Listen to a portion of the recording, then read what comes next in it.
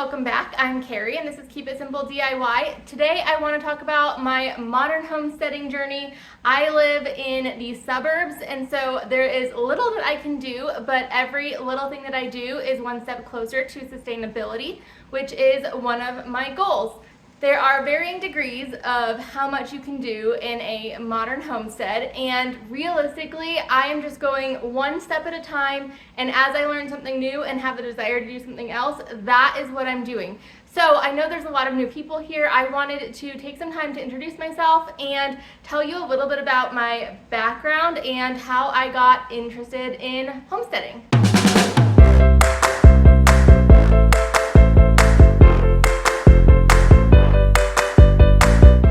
So this starts out when I am really young. When I was a child, I was very interested in doing everything hands-on, doing it myself, being self-sufficient. One of the main things that's talked about in my family is when I was 3, I really wanted to help, or maybe I was 2, I might have been 2. I wanted to help put up a wallpaper border. It was Sesame Street, and I wasn't being able to help. So I went in the bathroom, grabbed a piece, dipped it in the solution and stuck it to the wall. I knew I could do it, and so I did it. Granted, I was 2, and so the height that I put it on was not exactly perfect. I also have stories that I've been told about when I was young trying to help fix something that had to do with a door, and so this has just been something that's been part of me since I was super little. So fast forward until I was, not quite grown, still living at my parents' house, and I definitely always wanted to be painting something. I would always help paint around the house if we were painting walls. I repainted the walls in my room multiple times, and at one point my friend and I actually painted on some lyrics from Wicked's For Good and stenciled it on. We tag teamed that project and it was super cute. I was always just really hands-on, and so that's where the name Keep It Simple DIY came from. I have always been a do-it-yourselfer, and I always want to keep things simple. I don't want something to be super complicated that I'm not going to do it. I will lean away from things if they are complicated, and I will lean towards them if they are easy. Now, I started Keep It Simple DIY about 10 years ago or so, and that was when I was blogging quite often. I was posting every day for a while, every other day for a while. And then in 2017, I took a big break, and then I came back vlogging last year in 2023.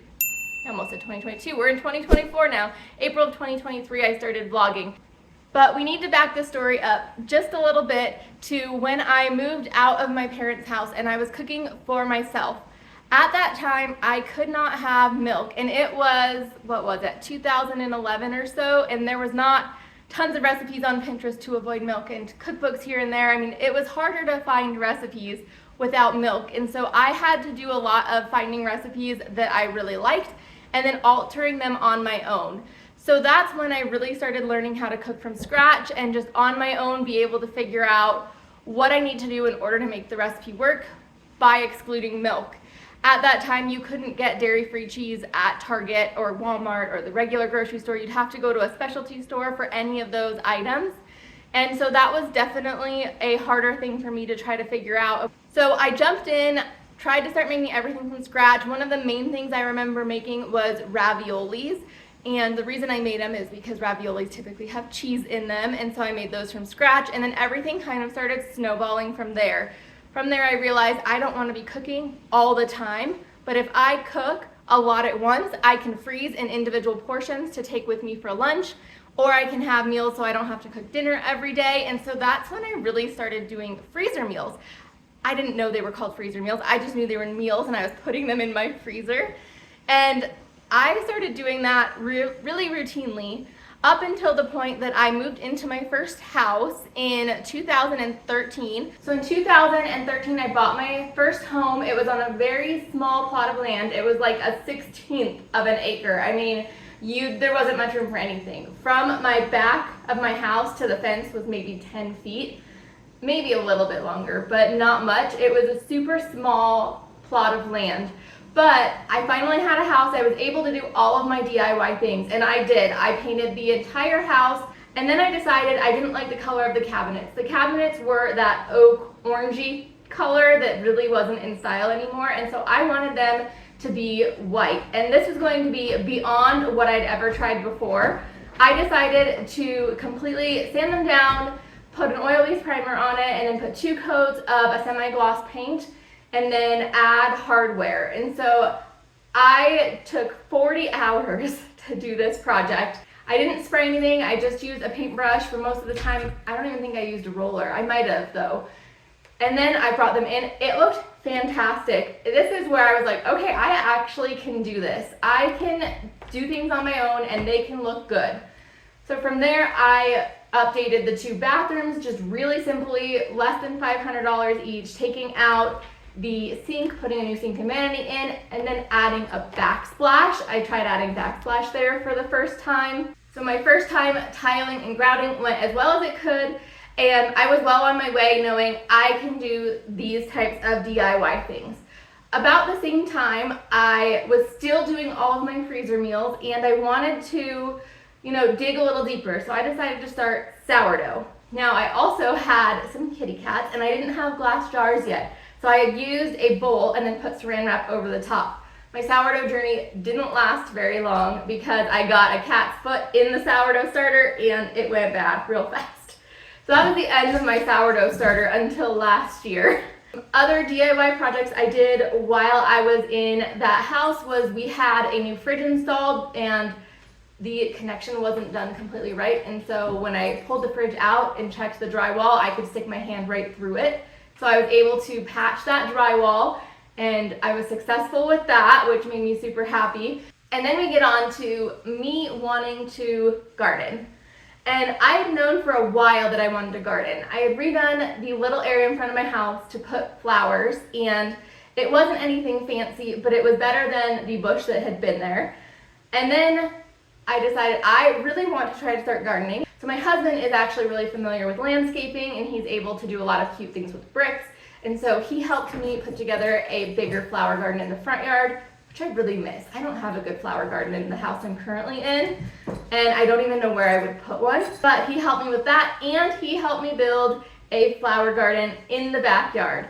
And so this is where I decided I really wanted to be gardening, growing some of my own food, preserving my own food if I could, and then having edible landscaping, because I feel like if I'm going to be watering my plants in the yard, so they need to be giving me something back, at least a little bit.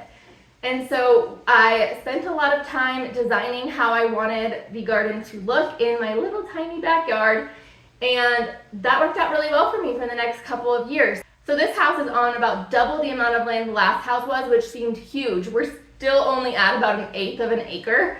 But that was so much more than what I was used to. So when we moved in, really quick off the bat, I got the garden in. The garden was one of the first things in. And that year, we moved in the summer. I planted my garden in pots. Some of it I planted out for the next owner so that they'd have something in the bed. But then I brought my garden here in pots, and that was one of the very first things we did before we even got the house fully put together, was put in the garden. So I had the main area of garden in, and when we moved in, there were a few things that I still needed to have done in the house. One of the main things in the house that wasn't done when we moved in was this backsplash. We didn't find any tile that we liked at the store when we were building the house, and so I found this tile at Home Depot. It was fairly reasonable, and we moved in on a time crunch. Our wedding was 3 weeks away, and we were getting married in this kitchen, and I couldn't find anybody to do the backsplash for me. So that week after work, I spent 40 hours that week after work. So I worked 40 hours, I drove home, drove to work, all the jazz of the travel, and I worked on this for 40 hours that week. I did the backsplash. This was the biggest tile job I'd ever done. I'm super happy about how it turned out. It's been up here now for, how long have we lived here? 6.5 years. Then I was like, all right, if I can do that, I can do anything. Once living in this house, I continue making freezer meals. That was something that was ingrained in me that I always did. I have made things from scratch. That's still something that I do. And then I started up my sourdough again, and we've been successful with sourdough for almost a full year now, which have been a lot of fun. Now with the garden in this house, I have expanded the garden quite a bit after moving in here. I've gotten some fruit trees, I've gotten grapes, I've got edible landscaping all around. And then I wanted to start preserving my food in different ways. So I really dug into dehydrating and got myself a little dehydrator. I'm not the biggest fan of dehydrating, but dehydrating something like an apple is delicious.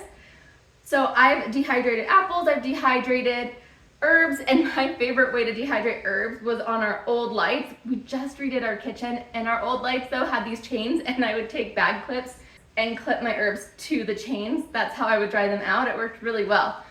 I don't know what I'm gonna do from now on if I want to do that, but I still have some dried herbs. So in 2018, I decided I wanted to try canning. That's something I had never done before, but I was really interested in it because of the convenience of having the meals just right on the shelf, or the ingredients for the meals. So I started out by canning just 2 jars of tomato sauce. That was the first thing I ever canned, and it was a success, and from there it snowballed, and now I have a whole cabinet full of canned goods.